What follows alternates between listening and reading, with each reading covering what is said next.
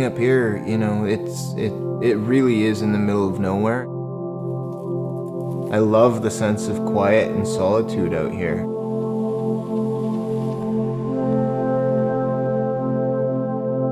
So I'm Dennis Lynn.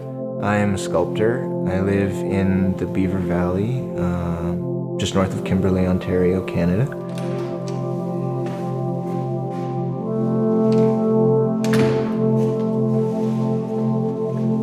Started with a lot of wood. I think wood is really, it's really accessible. You know, you can find fallen trees kind of anywhere. So that's where I started. That was probably 20 years ago, sort of just cutting up wood or buying veneers and laminating wood.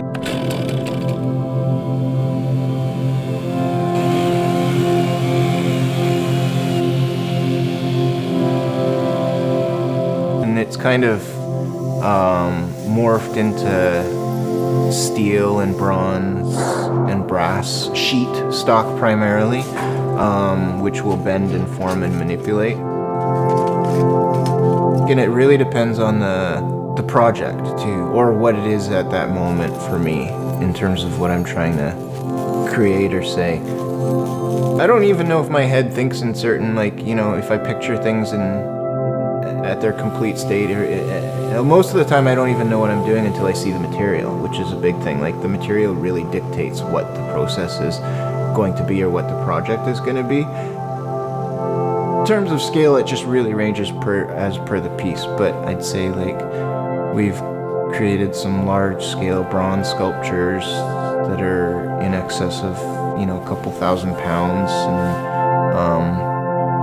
a lot of hanging artworks. But I always start small. In terms of my process, I'll start by making a little maquette, and I always find a maquette's really nice because obviously if you don't, it's not a major commitment to material either, right? So you can kind of get a quick feel for something, and it's a really helpful explanation for clients as well.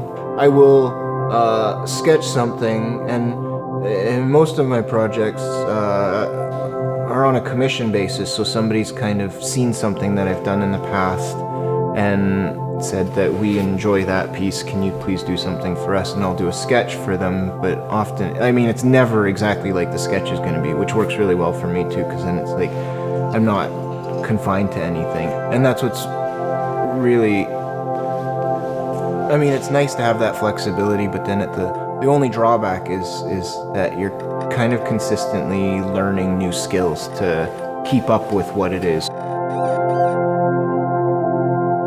I need to pull from my library of tools at any given moment to be able to create what I need, and I think that's a really big thing for my practice.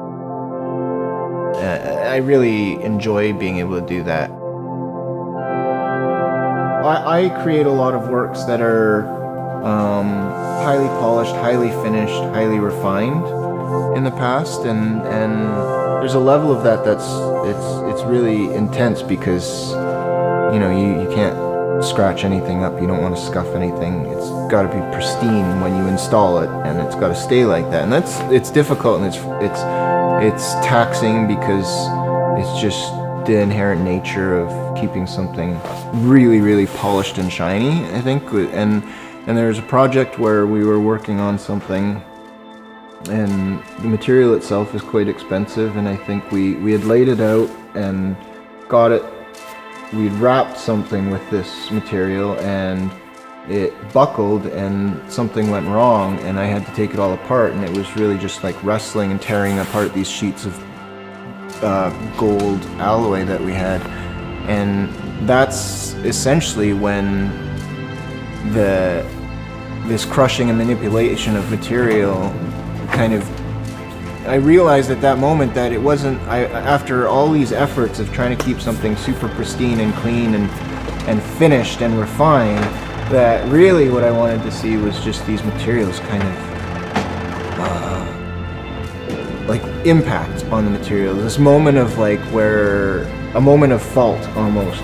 I just really wanted to document that single moment of impact because it seemed like that moment held so much, that actual moment of impact. Like my partner was in a head-on collision, and they were fine. My son and my partner were fine, thank goodness. But when I went to see the wreckage the next day to kind of gather our personal effects, there was just nothing left of this truck, and it was shocking. It was shocking to see this, and I mean, we've all seen these cars on the back of flatbeds being towed away from accidents, and it's horrific. But there was something about that also that led me into this channel of, like, into this direction of documenting that moment where, and it's kind of like an at-fault moment, but it's like kind of trying to document that moment of impact and hold that in place, and that's what the steel does, or the brass or the bronze does for me at this point. So